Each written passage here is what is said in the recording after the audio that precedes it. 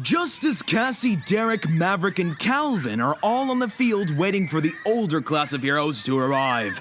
Miss Cambridge and Dr. Poison walk out on the field. It's the day of the game. Woo! Are you guys ready to do this? Yeah. No. Ashlyn, what did I tell you this morning? If I don't play, I'm a loser. And if I'm a loser, then I can't play with your ice ray. Or turn it pink. You know, you really didn't have to be here. Not to say that your daughter doesn't appreciate your support, but I think it's really sweet that... I don't support her. At that moment, Miss Noriko and her class walk towards Miss Cambridge and her students. Both teachers politely smile at each other, but it's clear to everyone around them that there is a deep hatred for one another. Ready to lose. Derek throws a ball purposely hitting Miss Noriko in the head. Watch it, brat. If we win, you're buying me a new video game. I don't think so. Okay, everyone. Here's how it's going to work. First, we're going to flip a coin to decide the names of the teams. Heads are sidekicks, and tails are heroes. What's going on? Why is he acting like the referee? Oh, my silly little clap of thunder. He's Super Academia's PE coach. Why else did you think he was here? To support the kids? That's disgusting. Why are you calling me that? Miss Cambridge, why don't you flip first? Not a problem. If my kids got the team name Heroes, they'd have so much confidence. There is no way they would lose. Miss Cambridge thinks no one can hear her, but they can. We all can. What did you say? Nothing. Go ahead and flip the coin, Dr. Poison. Dr. Poison flips the coin. It twirls over and over and over again, making all three teachers get answered. It finally lands, and Dr. Poison, Miss Noriko, and Miss Cambridge lean over to see what it landed on. You've got to be kidding me. I don't see any punchlines here. The coin landed on heads. I guess your team is the sidekicks. Fitting. It looks like you're really lucky, Miss Cambridge. Coins usually always land on tails 90% of the time. Actually, the ratio is 51 to 49. I'm sorry. What? In flipping coins, the ratio of heads to tails. Plus, usually it's based on whatever side it was tossed on. Miss Noriko just stares at Cohen and rolls her eyes. Superheroes, assemble! Introductions start now. You will introduce yourselves and your superhero names. Go! I am Bryce. My hero name is Colonel Cold, ma'am. I am Cohen, and my superhero name is Bluebird. Man. Boy. Bluebird? What is your power, seeing someone to death?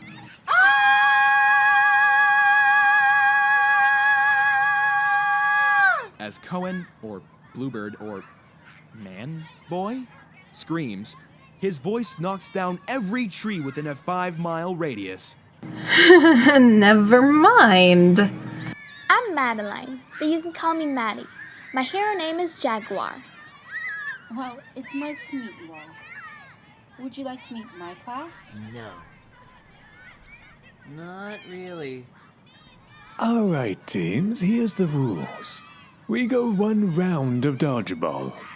Whoever wins, meaning all the players are knocked down, gets bragging rights, I guess. Both teams assemble themselves, gathering in a circle. The sidekicks on one side, and the heroes on another. Since Miss Cambridge won the coin toss, I really wouldn't call that winning. heroes get the ball first. Aw, darn. Dr. Poison throws the ball to Bryce, who has a smug look on his face. Bryce throws the ball in the air a few times, waiting until Dr. Poison blows the whistle and immediately throws toward Justice. Justice ducks. Watch it. Yeah, you almost hit her. That's the point! While Ashlyn, Bryce, and Cohen are arguing, Derek grabs the ball and throws it out of bounds, hitting Miss Noriko again. Out of bounds. Heroes get the ball again. Derek! Derek shrugs his shoulders looking smug, while Dr. Poison hands Miss Noriko an ice pack. Maddie throws the ball at Cassie. Hey, that hurt, you big meanie. That's 1 for heroes and 0 for sidekicks. Surprise, surprise. You guys suck. Maverick grabs the ball and almost seems to be contemplating what angle would be best to throw it. Taking too long to think, Derek grabs the ball again and aims it at Maddie. She screams as the ball shoots in the air and slams her in the face. She falls back against the grass, and Miss Noriko rolls her eyes and pulls her out of the game. 1 heroes and 1 sidekicks. Good job, sweetie. Keep dodging the ball. Thanks, Daddy. I will. While Dr. Poison and his daughter are getting mushy, Cohen takes this time to throw the ball and hit Ashlyn in the chest. Score! Nice job, Cohen. You totally outnumber us, and we are still kicking your butts. Ashlyn sighs and walks over to Cassie, who is standing in the sidelines with Miss Cambridge. That's 2 for the heroes and 1 for the sidekicks. Justice takes a deep breath and grabs the ball as the 2 preteens are in hero stance ready to dodge. She aims toward Cohen, who opens his mouth and bellows, causing a chain reaction. Trees fall, Justice streaks. She throws the ball and hits an innocent bystander. Good job. I hate you. Isn't that cheating? This is superhero dodgeball. Anything is allowed except for killing. Well, there goes our secret weapon. Sorry, Derek. That's silly. Derek wouldn't hurt a fly. How would you know? Too much talking, not enough playing. Bryce runs to grab the ball and aims at Derek. Derek catches the ball and throws it at Bryce, who jumps. Cohen grabs the ball and throws it at Justice, who is clearly not paying attention, staring at God knows what. It hits her in the head. She turns to face them slowly. Oh no, I got hit. That sucks. Blah, blah, blah.